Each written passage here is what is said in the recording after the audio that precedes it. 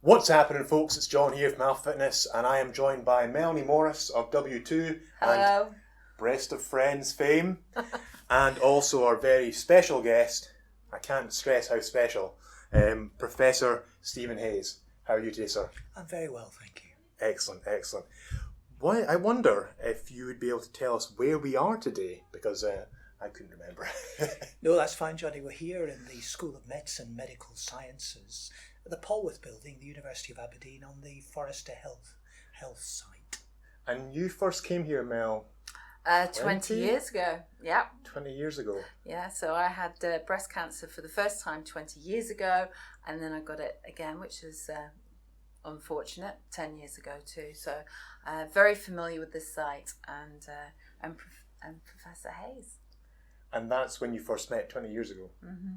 And we did a little thing in the last video. If you missed that video, it will be in the description. It's 20 years ago since you first had breast cancer. Then it was 10, and it's 8 years since me and you met, under originally a personal training capacity for yourself. So that was 20, 10, 8, 2018, and we're making it in 2018. Maybe I'm reaching a little bit, but I like the kind of the synergy there of the numbers. So I was wondering if you would like to take us on a walk down memory lane, but how you first discovered you had cancer and how you first met Stephen. Yes, absolutely. Would love to. In the first film that we did for Breast of Friends, we looked at how it's so important to nurture yourself. We looked at being breast aware and encouraging everybody to check themselves. So if you did miss film number 1, I'd really encourage you to go back and have a look at that. And on there are lots of links of NHS guidance on what to look for. When you find a lump, what happens next? And this is what this film is all about, is really focusing on the diagnosis and the treatment of breast cancer. And that's what brought us together 20 years ago. So, just a bit of background on my story. I found a lump. My children were only 3 and 8 at the time. And we were play fighting with my son, who was 3. And that's when I sort of thought, I found a lump here. So I went to the GP, and after various sort of visits, because I had been breastfeeding, because I was so young, I probably wasn't the classic symptoms, but I was referred to the hospital, and that's where we met. So I'd just like to say thank you very much. I really appreciate the help and support that I had from Aberdeen Royal Infirmary. Twice over. I don't think I would have been here. Well, I definitely know I wouldn't have been here without the support from the people. And actually, none of us would be here, because if you weren't here, I wouldn't know you, and then you would have the misfortune to meet me, sir. So this wouldn't be happening today. No. There's an alternate universe where you never met. That's very true. Which meant that I never met you, and you being my first client for Alpha Fitness, maybe my business never took off the ground. Wow. So who knows? Maybe you've improved 2 lives in this room, not just Mel's, but also mine. So again, thank you, sir. And you might be wondering what the cookie jar is if you saw film 1. The cookie jar is about I'm not touching it. is about putting the most important things in the cookie jar first. The sand represents things like life admin, emails, and all the sort of things that we have to do, taxing cars, paying bills. The pebbles perhaps represent things like more important things in life and special projects that you might be doing. But put the stones in first. Indeed, if you don't put the stones in first, they won't go into the jar. And the stone for me that we're going to focus on today is stone number 2. First stone was about nurturing self. Second stone is about health, because really that is the most important thing in terms of future. So just really thinking about the diagnosis process. In the old days, 20 years ago, I came here and I went through a whole range of different things from memory. I think it was scans and fine needle tests, and then an MRI scan, and finally you gave me the news. Do you remember what the news was? I do. I'm sure you remember as well, Mel, as you've explained to Johnny, you were diagnosed with a cancer of the breast. That's correct. Mm. I think the diagnostic process you described, you'd be surprised it hasn't changed all that much in that 20 years. I think we have better techniques, but again, what would happen is that a patient would be referred by the general practitioner to a breast clinic, and they may have symptoms such as a breast lump, or they may have pain, or they may have discharge from the nipple. But the key is that something's changed in the breast, how the breast looks, how it feels. Something's changed, that's the key. Yeah. And patients will see the general practitioner, will be sent to the breast clinic, just like you did. You would meet a surgeon at the clinic usually, and they would examine you, and having examined you, they'd be able to have an idea of what the problem is. Of course, it said necessary do some tests, and you've said what tests you had. So usually what we'll do after we examine you is we'll do some sort of imaging test, and what I mean by imaging is an x-ray of the breast called a mammogram. Difficulty with mammograms is they don't always show everything up, as people know. And in younger ladies, the breast tissue is very dense. So mammograms may not necessarily be the best test. We have another test, an ultrasound to sound wave scan, same thing that pregnant women will have, but we can do that on the breast too.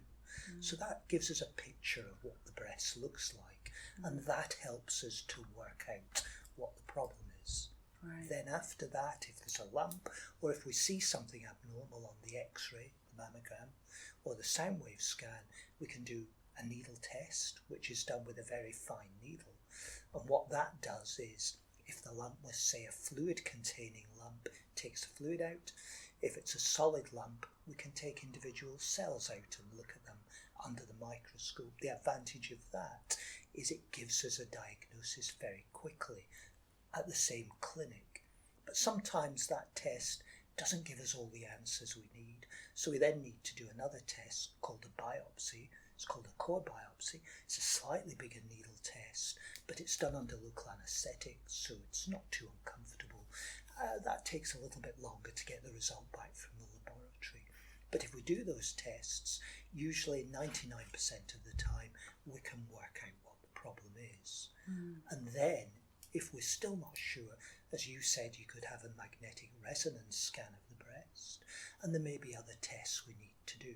But I think the change, going back to your original question, is we have better quality mammograms now, we have better quality sound wave scans, and magnetic resonance scanning has come on. So, interestingly, we use the same tests, but I think the real difference is the much better the quality, the equipment, as you'd expect, in the 20 years has significantly advanced.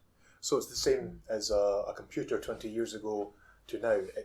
It's still a computer, it's just better, faster, more efficient. Yeah, I think that's an excellent way of describing Okay. it. So it's a bit like cameras, isn't it? If you imagine what a camera was like 20 years ago, the resolution you could get with the camera was good at the time, but when you look back, it probably wasn't. And so now the same with modern X-ray techniques. The better, gives you better imaging, better resolution of the breast, so you can see more, and hopefully you can catch things even earlier than we could 20 years ago. I was writing down a couple of questions I wanted to ask you. You said there was a discharge sometimes from the nipples. What is that comprised of? So it depends. There's different kinds of nipple discharge. I think the important thing to remember is that nipple discharge can be perfectly normal. Right, So okay. about 2/3 of women at some time will have a nipple discharge. But if it's something new, you need your doctor to check it out.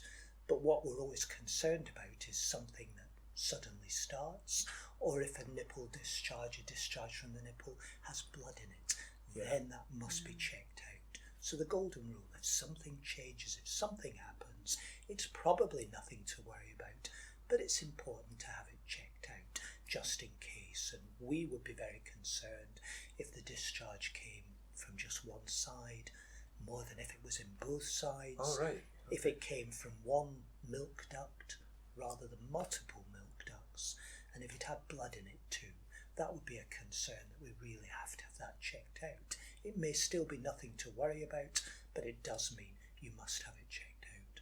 So with discharge, you said if it came from just one side, when it's coming from both sides, would that happen at the same time, or do you mean intermittently? No, it can. It can happen at both sides at the same time. It can happen intermittently.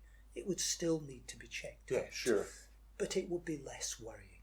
But but I would still recommend that everybody must speak to their own medical practitioner if it's something that's happened, something new. Okay.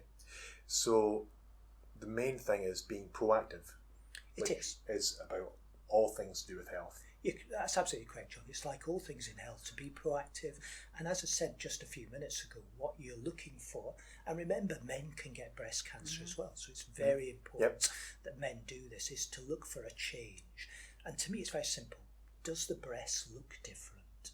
Has the nipple changed? Has the areola changed? Has the skin of the breast changed? So the appearance of the breast, and women should look at themselves in the mirror, as indeed should men do that, and look for anything that's changed. And then once you've done that, to check the breast out and to look for any difference in the feel of the breast. It's if it changes, that's the key. Then after examining the breast, to examine under your arm, to check if you can feel any of the lymph glands that are under your arm. That would be important to do too. Sure. So you're right, to be proactive, to be vigilant, and to be constantly looking for anything that's different. Okay, and would there be, I mean, apart from a change in shape, would there be a change in the texture of the skin, or like a change in the colour? Would it maybe be like a flushing on the chest, or would those things happen? Or they could. You're absolutely right. As I say, I'll go back and say, look, if it's any change, have it checked out. But specifically, you're quite right. The things we look for, has the colour of the skin changed? Does it look red? The other thing is, can you see an indentation in the skin? Can you see there's a dent in the skin of the breast? Or can you see there's a bulge which is due to a lump? Or can you see that the skin looks like an orange peel? That's always of concern and needs to be checked out. So the golden rule, again, I keep going back to, is if anything changes, but what you've said is quite right, and those are the specific things that we would be particularly looking for in patients. People can do that as well.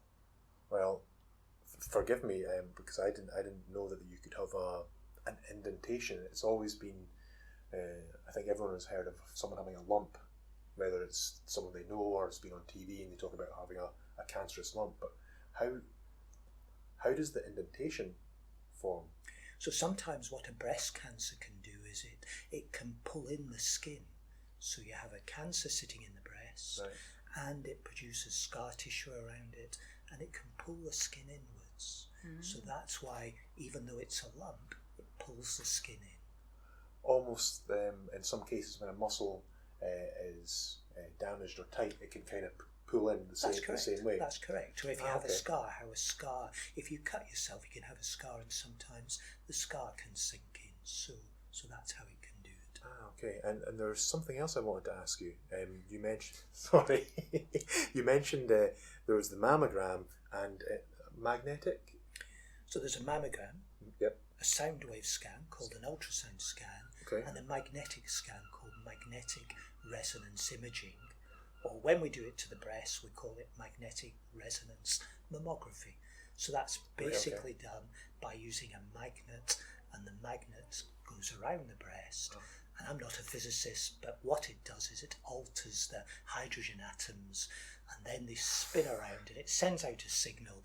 Don't ask me the details, but the computing equipment then reconstitutes all that to give a picture of the breast. Wow. But don't ask me about the details. So that's so interesting.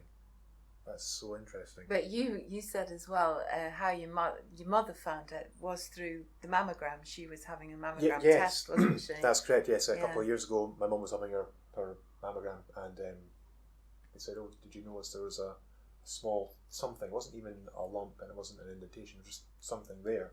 And that just goes to show that you should, make sure that you turn up for these appointments. And I mean, I think that literally saved her life. Because if it had happened at a different point, maybe her mammogram had been scheduled for 3 years down the line, then it might have developed more, and then you've got a problem. Whereas for my mum, it wasn't really a big upheaval. It was because it was caught so early, and I mean also the way that she handled it. She was very lucky in the way that it all happened. Whereas for you, it was kind of Well, a surprise. It developed. 20 years ago it was a big surprise, but I would echo what you said about looking at changes, because obviously 10 years ago when it happened again in the other breast, I was much more aware. I was proactively checking, so of course it was far less severe in terms of the treatment 10 years ago. So I think what you've said shows to people the two different ways in which people can come to a breast specialist. Yep. So the first is, if you have a symptom in the breast, then your general practitioner will refer you to what we call symptomatic breast clinic. It's not rocket science, but we call it symptomatic breast clinic. Yep. But then the other way people can come and see us as breast specialists is women who are between 50 and 70 years of age. Right, okay. So what happens to women at that age, between 50 and 70, is they get automatically invited by their general practitioner in a rotation. It's done in a rotational basis, all the general practices, but women get a letter offering them the opportunity to come and have a mammogram every 3 years, and that's called the National Health Service Breast Screening Programme. And the idea of that programme is, as you've just said, Mel, is to pick up breast cancers when they're at a very early stage, before you can feel them, because we know that the sooner you treat a breast cancer, the better the chance of successfully treating it. So women can come with a symptom, but women aged between 50 and 70 years of age will be invited every 3 years. Whether they come is their decision. And here in the northeast of Scotland, most of the women do come and have take up that opportunity. So the two different ways you can come and see a breast specialist. So less women go to have their opportunity in England. That's what you're saying. More people in Scotland take the opportunity to actually go and have the screening. To be honest, I'm not sure of the exact figures elsewhere. We know it's variable across the country, and there's different rates of uptake for screening programs. Sure. There's a colorectal screening program, which is testing for bowel cancer. There's our screening program for breast cancer. There's a screening program for cervical cancer in the NHS. And again, it's up to the individual whether they choose to go along and have that. We recommend that everybody should have the screening opportunities that are offered them, but it is up to the individuals. But we hope that they do that. So there's 3 different opportunities a person could have in a calendar year, or it for just different depends on the screenings? time interval. But there are 3 types of cancers where we have screening programs across the piece. We screen for bowel cancer, Sure. and again, it's certain age groups. We screen for bowel cancer. The time it's most likely to happen, we screen for breast cancer, and for women only, obviously, we screen for cervical cancer. Yeah. I thought it was quite funny, actually. On my 50th birthday, amongst the birthday cards was my invitation to a bowel screening, and I thought the timing is obviously you turn 50 and that's it, you know. And that's exactly what happens. You turn 50 and you get invited to have your bowel cancer screening checked. It's simple as anything. I'd recommend it. So I can You look so forward to look that forward one. to that one, yes, Johnny. I don't have a Brilliant. bit of time yet, Johnny, but you're A wee bit. This is all hair dye, honestly. I was interested in this question. I don't know if you want to ask. Oh, about treatment and things. Yeah. Well, I was going to say, really, for me about treatment. Oh, that was a whole different ballgame, really. Once we got the diagnosis, because I'd like to ask you as well, just to finish on the diagnosis side. I know how I reacted to it was, you know, when it was confirmed 20 years ago. It was a shock. And it was a bit of a trauma, because obviously you start to think about, you know, what about the children? What about work? And how's it all going to go? What's your advice or thoughts for people when they do get a diagnosis? And also, I mean, obviously a lot of people, they'll go through the process and it's not a lump. Most lumps are not breast cancer, are they? But what would be your advice in terms of the diagnosis process? Well, first question. Let's take your second question first. Yeah. So most people who come to a breast clinic do not have breast cancer. You're absolutely Yeah. right. Probably only 1 in 10 breast lumps, or Is even it really less, 1 in 10? are actually cancerous when they come to see me. So that's the first thing. So never be afraid to come, because for 2 reasons. One, the chances are it won't be anything. And even if it is something, the sooner we can treat it, then, as you know, the chance of us successfully treating it, I can never promise anybody it will be successful, but my goodness, the figures show that we have a fantastic chance of being successful. So that was the first thing. In terms of the treatment? Oh, yes. So in terms of the treatment, well, I would like to say, from my memory... Because I forgot your question there. Do you Oh. want to tell me your question? Well, I suppose, no, what advice have you got for people when they do maybe have it's confirmed you've got breast cancer? How do people react? How do they cope with that? I think, as you've said, it is a tremendous shock, isn't it? Yeah.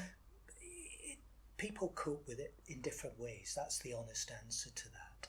Yes. I think what's important is that people will cope with it. What we have to do as a team of professionals is to help people to cope with it. And we have a fantastic team of breast care nurses, breast care nurse specialists, doctors, nurses of all different types. And I think one of the great advances in how we look after men and women with breast cancer is the way we have a multidisciplinary team of specialists who work together and who can recognise and who work with patients, so that what the patients need is what we try to provide. I suspect we don't get it right in every time, I'm sure we don't, but we really try for every patient to work with them so that how they react, what support they need, so that we can give it them. Because the whole idea, of course, is to treat patients and to get them back to a normal life, or as normal a life as we can. So they react differently. Yes. We're aware of that. Team of people who really look after patients, and we try and work with them. And remember, it's not just the patient who's affected, there's a whole family, and there's friends as well. So very much one of the big developments has been the support of patients and their families with cancer. I've got to say, I'd just like to give a couple of examples. It was challenging. As a single mother who's self-employed, I couldn't miss work. If I didn't work, I didn't earn. Sure. And one thing I thought was fantastic was each of the chemotherapy sessions was scheduled for a Friday afternoon. And the reason for that was why it was so helpful to me is that in my work, Friday was often the lightest day. And on Friday afternoon, I could have the worst of the reaction to it over the weekend. So I was ready and fit for work again on a Monday. In my job in the training company, I have to travel as well. And I remember when I was having radiotherapy, I had to come in every day. But the team were fantastic because I was working overseas. I had this particular job in Paris, I remember. And they said, right, well, you've got to come past the hospital on the way to the airport. So they opened their doors early morning, like 6 a.m., and I had a dose of radiotherapy before I got on the plane to go to Paris. And then the following day, when I came back, they opened their doors up late and stayed late so that I could have the other dose. So I didn't actually miss one dose per day. And I've got to say, throughout the whole process, I didn't miss any work. And I think that was a fantastic support. And the people there were really helpful. And I think, again, what we try to do in Aberdeen and in other breast units throughout the country, we all try and give very much patient-centred care. So we put the patient in the middle, and we're very conscious patients have lives to lead. Yeah. And what we don't want, as best we can, is for the cancer to get in the way of their lives. So the team will go to great lengths to really try and work around patients. Again, being honest, it's not always possible. No, Sometimes we can't, but we'll do everything possible to get that patient to be able to do what they want to do and to try and tailor the treatment around that. As long as we can do that, it's got to be safe to do that, of course, and it's got to be practical to do it. But most times we can do that, and that would be what the team would try and do. Well, I certainly felt very well looked after, there's no doubt. Good. I remember you saying in the car actually that you could almost by clockwork you would be sick at 9 o'clock on a Friday night. That's when you'd start being ill, and that would last for a good period of time. Yes, and I think it was interesting because going back then, of course, I had two different types of chemotherapy, and I was on the trial at the time. I think, is it called Taxol, Taxotere? And that again was really quite different, the effect on me. So, how's treatment changed over the 20 years since I first had all that? So huge changes in treatment. I guess in some ways the individual bits or the components of the treatment are getting more and more complex. So surgery is still the mainstay of treatment. But what's then important is we now know we can put all the other kinds of treatment together to minimise and reduce to the minimum possible we can. You can never promise anybody the disease won't come back. But by using different types of chemotherapy, better chemotherapy, by using different kinds of hormone treatments, and we often use it for different periods of time. And then we have a new treatment you'll have heard of called Herceptin, which was hugely successful in reducing the risk of the disease coming back. So what we've learned in those 20 years is better chemotherapies, better hormone treatments, the use of a drug called Herceptin. And what we've also learned is how to minimise the side effects. Again, some people get side effects, of course they do, but we can minimise them compared to the side effects that people had 20 years ago. I think a really important advance, perhaps in the last couple of years, has been the use of a gene test to identify which patients are most likely to benefit from chemotherapy. That's a huge advance. So whereas before we didn't know who was most likely to benefit from chemotherapy, who wasn't, for some women we can now predict much better that yes, you will benefit from chemotherapy, or no, you won't benefit from chemotherapy. But the complexity of treatments, how to use them, how to minimise side effects, and really to personalise medicine. So to target the right treatment for the right person at the right time, I think it's been a huge advance and a huge thrust of research that's done. Great. It's really interesting, isn't it? I'd be interested to hear a little bit more about Herceptin, but also I need to plug in the charger to the camera because it's fallen out, and this is what happens when you don't have a camera person. So if you'd be able to expand upon Herceptin while I'm doing that, I'll just be 1 second. I'm sure you all miss me. So Herceptin, so we've lost Johnny, but never mind.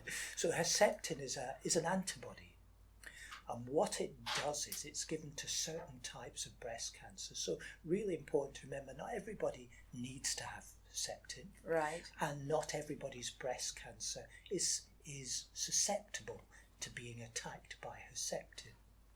But if your breast cancer is one of those types that will be sensitive to Herceptin, then you have an antibody treatment given as an injection, and it's given for up to 12 months. How it works is it stops cells from growing and causes them to die, and it reduces the risk of the disease coming back. So it's an antibody, and if you imagine it almost coats any stray cancer cells and stops them responding to anything that might stimulate them. So a really important development, an antibody which is directly against any cancer cells. So if there are any stray cancer cells, the antibody will get everywhere and it will home in on them and target them. Fantastic. Now, that sounds expensive. Is that something that could ever be rolled out to everyone as a general precaution if it is an antibody? Maybe I'm misunderstanding it. No, it is an antibody. It can't be used to prevent breast cancer. Right, okay. And it does have side effects. It can cause some damage to the heart. So it's specifically against cancer cells, so you would only give it in those kinds of breast cancers where you knew from a test we can do in the laboratory that cancer cell will be attacked by the Herceptin.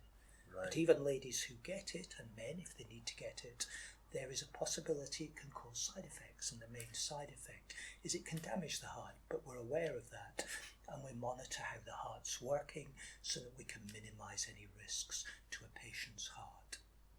Okay. So it sounds like there's been so much over the 20 years and how it's moved on in terms of the treatments and the diagnostics and also the treatments.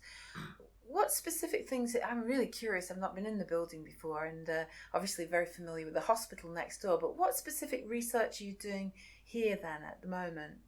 So here in Aberdeen we have a cancer research programme that's expanding.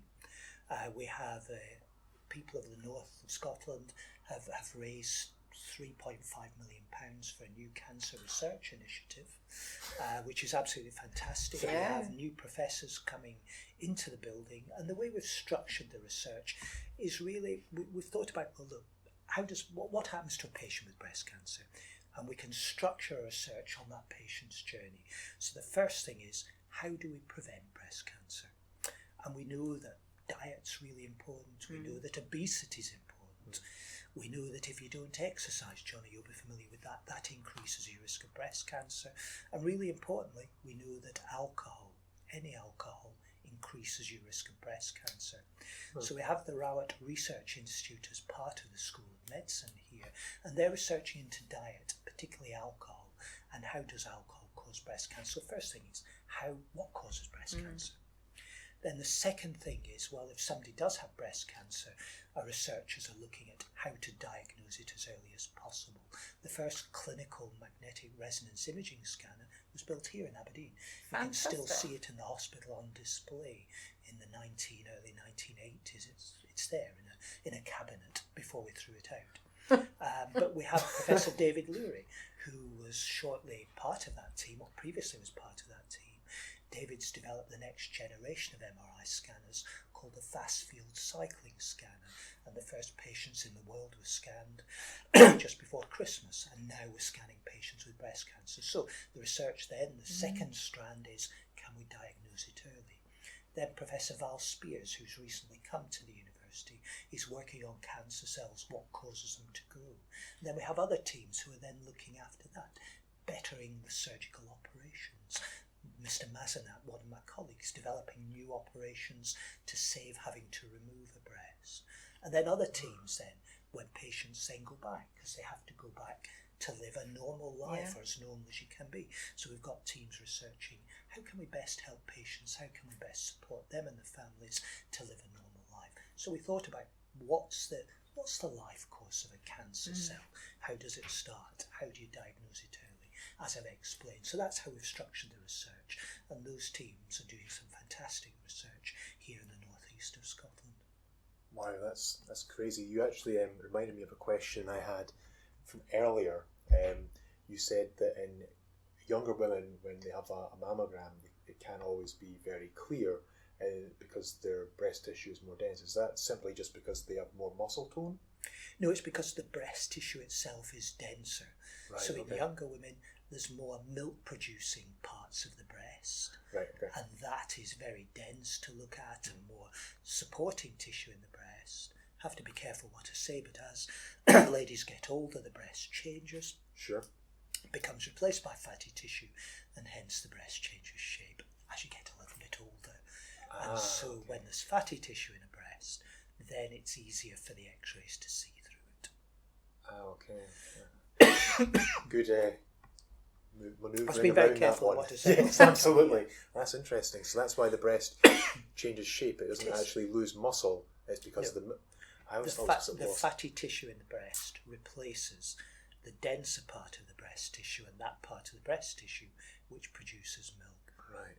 And that's a softer fatty tissue, and x-rays can see better through softer fatty tissue than they can through the other parts of the breast tissue. Wow, okay.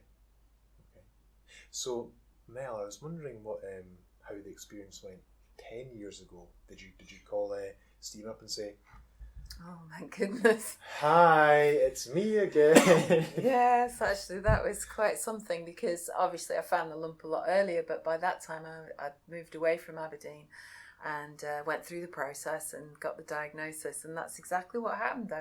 They said, would you like to go back to Aberdeen for treatment? So I felt a bit like a bad penny turning up again. And yeah, I remember the conversation, and you sort of said to me, so what are you doing next Tuesday? And I was supposed to be sailing in Skye, but the trip had been called off due to really bad weather. And I said, well, I'm free. I felt it was almost like we were making a social engagement, and that was it. I was in and having more treatment. But obviously the second time around, it was just a straightforward mastectomy without chemotherapy and radiotherapy, because it was a lot earlier. So that happens almost straight away. So you'd have a conversation on the Tuesday, and then schedule surgery. It was very quick. I can't remember the exact time frame, but it was very quick. I think we always try and keep the wait to come to a breast clinic as short as possible. Sure. Again, it's not always possible to do that. We do have challenges with the number of patients coming. But if a patient's had one breast cancer, we're always concerned that if they have another lump, could it be a cancer again? Sure. And we always try and keep the waiting time for everybody as short as we possibly can. And we know that if you've had one breast cancer, there's always a concern you could have a second one. So yeah, we always try and see the patients very quickly. Could I ask, actually, how often do people get a reoccurrence, and what's the frequency? It varies. If you read the literature, it varies. So if you've had one breast cancer, the chance of getting a second breast cancer, so there's two things to remember here. Is it a recurrence or is it a new cancer? So usually when you have a recurrence of a breast cancer, what we mean by that is it's spread elsewhere in the body. It may have spread to the bones, that's most common, or it may have spread to the liver, or it may have spread to the lungs. But if you've had a breast cancer in one breast or the other breast, then it's just slightly higher than the normal lifetime risk, which is 1 in 8. So slightly more than 1 in 8 women who've had one breast cancer will get another breast cancer. Oh, so it's not like you're doubly more likely to get it if you've had it once? No, you're not doubly more likely to get it, but there is an increased risk. So what we do in anybody who's had a breast cancer is we'll see you at the breast clinic, we'll examine you clinically, and our current policy here in the north of Scotland is to do a mammogram every year for 10 years after you've been treated with a breast cancer. When did that policy come into play? That policy's been around for many, many years. Different breast units have slightly different policies. Sure. Some recommend it every 2 years. But in medicine, we try to do everything according to the evidence. I'll be honest and say the evidence for how often we should do mammography after you've had a breast cancer isn't entirely clear, but what we think is the best practice for us is to do it every year. But there are differences, and that's acceptable, that's fine. But Sure. What we would do at this breast clinic is every year for 10 years. Okay. Well, that's an awful lot of work. It is, and of course, as we've alluded to, the treatment of breast cancer has got better and better. Yes. And for women who come to a breast clinic with a breast cancer, then 85% of them will be alive 5 years' time. So that is a lot of patients. 46,000 women every year will be diagnosed in the UK with breast cancer. And at our clinic here in Aberdeen, there'll be 450 newly diagnosed patients. And for every 100 women with breast cancer, there's one man. So we have 450 women and 4 or 5 men a year who come, newly diagnosed patients. Wow, that's a lot of people to take care of. It is. Do you know why, and maybe you don't, maybe it's not been discovered yet, do you know why men get breast cancer so infrequently? Like that's like 400 to 4 is such a small amount. What It is, and nobody's really sure as to why that is. So it is interesting, you're quite right. Honest answer, nobody really knows. Wow, that's crazy. So you said the survival rate now was 85%. What was it originally 20 years ago? Do you remember? I can tell you what it was 35 years ago. Can you? It was Okay. 50%. Really? Wow. So when I first became a doctor, the chance of beating it was 50%, or being alive and well at 50 years. And that's a little better than the toss of a coin, isn't it? So if you think in 35 years, we've gone from 50% to 85%. 1 absolutely percentage point fantastic. a year. On average, That's 1 percentage point per year, great. which is great, isn't it? Really good news in terms of beating cancers. But it isn't enough, is it? Because that means that 15% of women will not survive. And from the number of patients with breast cancer, that's a huge number of lives that are still being lost. I wondered, when men have the treatment, how do they respond the same way as women, or are they more? Is there a difference in the survival rate there? No, they have Or the is same treatment. They have the same treatment. Right. And they get the same. They get surgery. They get chemotherapy if they need it. They get hormone treatment if they need it. They get Herceptin if they need it. So it's the same treatment plan. Huh.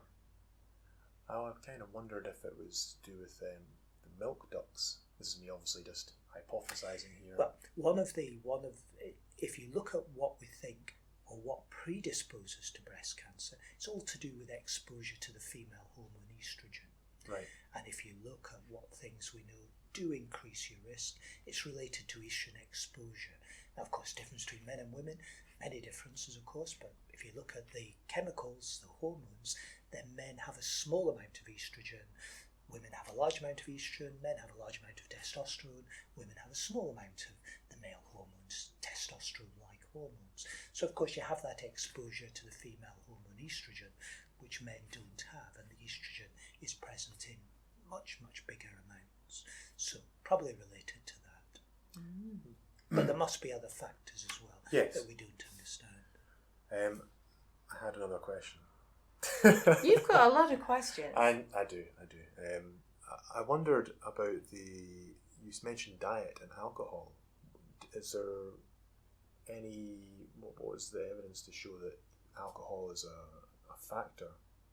So diet's difficult, as you probably know. Yeah. And over the years, people have said, well, this component of diet's important, fats, you name it, people have looked at it. Yeah. But really, if you look for the good scientific evidence that different components of the diet, it's harder to find. Things like processed meat, particularly for bowel cancer, are important. Fresh fruit and vegetables, antioxidants, seems to be important in prevention. But obesity, weight gain, for reasons we don't know, is associated with an increased risk of breast cancer. And there's various theories as to that, but if you're overweight, you have it. But what's really important is alcohol, because the evidence is very clear. The more alcohol you drink, the bigger the risk. And even drinking small amounts of alcohol, which we thought previously would be safe, does carry an increased risk. Now, people are trying to work out the mechanisms inside the cells, how the alcohol, whatever, damages the cells to cause a cancer, but it's become very clear. Don't know the exact reasons. There are some theories. We'll give those a miss Sure. for our discussions. But what's really important is that people need to think about how much they drink, and they need to moderate it. And of course, everybody may want to drink, and you can't stop everything, pleasure in life, but it's about drinking sensibly, it's about moderation, and it's remembering that every time we do drink, that effect is cumulative. So I think that's important for people to remember. Is there? Could it be that the reason that someone would be more likely to get cancer if they were obese, is that because they have just more cells, more tissue? Well, a couple of theories. In women, we used to think that the fat cells, which are where the fat's stored, were just reservoirs of fat. But we know that those cells are quite active. They can produce the female hormone estrogen. Right, okay. So, and I've already said that estrogen is one of those things we think somehow can cause a breast cancer. So you have more estrogen. We also know that fat cells produce a lot of different chemicals which can stimulate cells to grow. So your fat isn't just sitting there as a reservoir for when you need it. It's producing hormones, it's producing all sorts of molecules which may stimulate cells to multiply. Sure. And the more multiplying cells you have, the more likely it is that you may have a cancer develop. And last question, then you can have a question. In terms of when you say obese, do you mean obese in the terms of the BMI scale? So even if someone had more muscle and was clinically obese, but their muscle it's the tone fatty is, tissue. it's the rather fatty than tissue. muscle. Sorry, okay, it's fatty tissue. So if you have muscle, you're okay, but it's the fatty tissue. Right. Okay. And what's really interesting is that if you've had breast cancer and you've been treated, if your weight goes up, it increases the risk of the disease coming back. So again, we're not sure how it does that. Wow. But obesity, putting on weight, and not muscle, but fatty tissue is really important, both as a factor which we think is important somehow in causing cancer, but also as a factor which is important after cancer treatment in somehow increasing the risk of the cancer returning in different parts of the body. Huh. I hate to put you on the spot, but is there a correlation between if you put on a stone, you're 10% more likely, and then if you put on 2 stone, you're 20%? Is there a correlation to how much weight you put on? Yeah, people have produced those figures. Ah.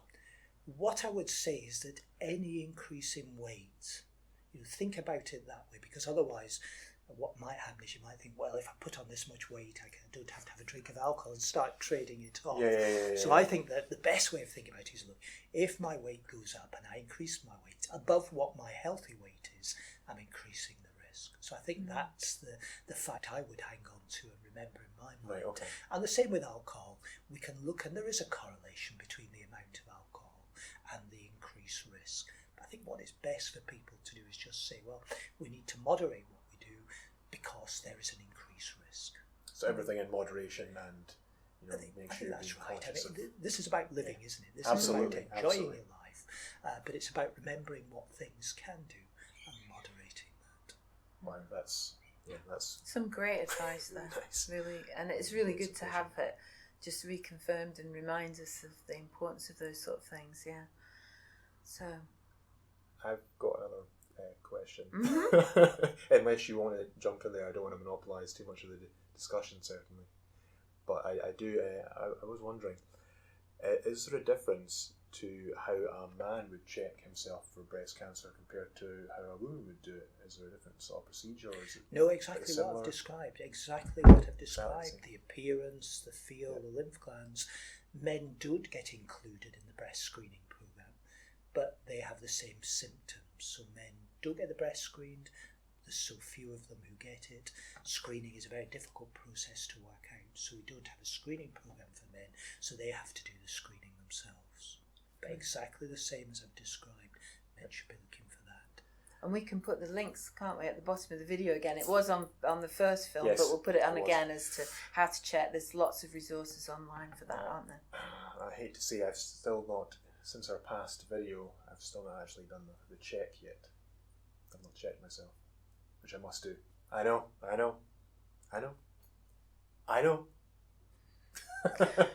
I'd like to ask then, I really appreciate your time today. I think it's been hugely informative and inspired me again to, just think about what's important and do the right things in life.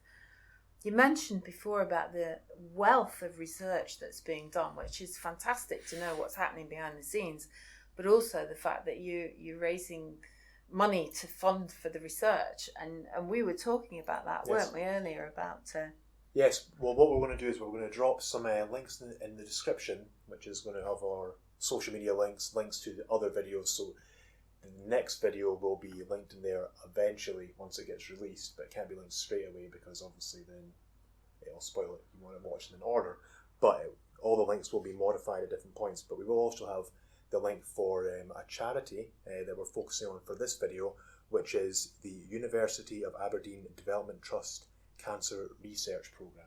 So that's our main focus, our main charity focus for this video. So all I'd say is, I think the important thing is that in all of these videos we're saying it's a choice. You choose to check yourself or not, and I can't believe that my breast of friends, after our first conversation, has not done that. So can I ask you, when will you do it? I'll do it. Well, actually, I have a scheduled appointment with my GP, so I was going to maybe ask her to help me figure it out. That was my plan, and I actually see her on Monday. So okay, so we're although I've not talking done Monday it, then. Talking Monday, and I'll be able to tell you that I have done it, breast buddy. Okay. Otherwise, I might get in a whole bunch of trouble here. Absolutely, you will. And all I'd say is that we're going to put the links in. If you found the film informative and helpful to you, just a small donation to each of the charities that we've talked about so far, it is very helpful to do that. Have you got any advice then, or call to action to people that are watching this film, Stephen? What would you say for people to do that have watched it or listened to the podcast? I think the first thing is to remember what people can do to prevent breast cancer. You can never say you're going to prevent it absolutely. No. Let me be absolutely upfront, but you can reduce your risk. Sure. And you can do that by staying healthy, by staying fit. Physical activity we haven't talked about does reduce the risk. Oh, yeah. I've said to you about obesity, and I've said to you about reducing alcohol. Those are three key things people can do to reduce the risk. So that's the first thing people can do. I think the second thing people can do is to be aware and to do the things we've talked about, to examine the breast regularly, the way we've explained it. You can do that. And then the third thing is people should take up screening programs. We always think that's important. That's the 50 to 70-year-old ladies, they can do that. And I think the really key message is for people not to be afraid. If you have a breast problem, 9 times out of 10 it'll probably be nothing. And if you do have a breast cancer, which is what everybody fears, if you come along to the breast clinics here in the UK and you get seen, the sooner you come along, then we have some fantastic treatments, we have fantastic support. People do have a breast cancer, and as we've talked about, the chance of beating a breast cancer gets better year on year. So those would be the 4 things or so that I would say to people they should take from our discussions here today to do that. Great. Fantastic. Thank you. Do you have any key messages you want to send out there? Obviously, we're endorsing everything you just said, so that would be our key message in general, but is there anything else you want to throw in? I've got 2 messages really. The first would be that I was really overwhelmed with the support that I had, both from the hospital and from friends and from family and from work colleagues as well. People offered to take the children for a play day. You know, colleagues offered to do some work so that the clients would still get the delivery. And a message would be is to accept help, to tell people about it. Lots of people hide these things away and they may be embarrassed or frightened, but to tell people, because then they can help, they can get support. You know, tell people what you need. You know, people aren't mind readers, so, you know, express your sort of thoughts and feelings on it. Another thing I found was tell myself. I wrote a diary of what I was going through, how I felt, my fears, the experience. And it's hugely helpful to read that diary back and to remember just, you know, what you've gone through, but not from anything other than a sort of celebratory point of view, to say, you know, we got there and you can get there, and 85% of people have got there, which is great. But the big message I want to do, and I've come to Aberdeen to deliver it, is to say thank you. It's a pleasure. I can't tell you how much your team and your support was helpful to me. I think the key is it was a team, nothing to do with me. So thank you very much. Thank you, sir. Breast of Friends. Yeah. Thank you. So I would just like to clue you into something. We have a little handshake that we've been doing. We just shook hands there, but I wanted to do like a little handshake like this. All right. So, Okay. and it is Breast of hashtag Friends. the breast of friends.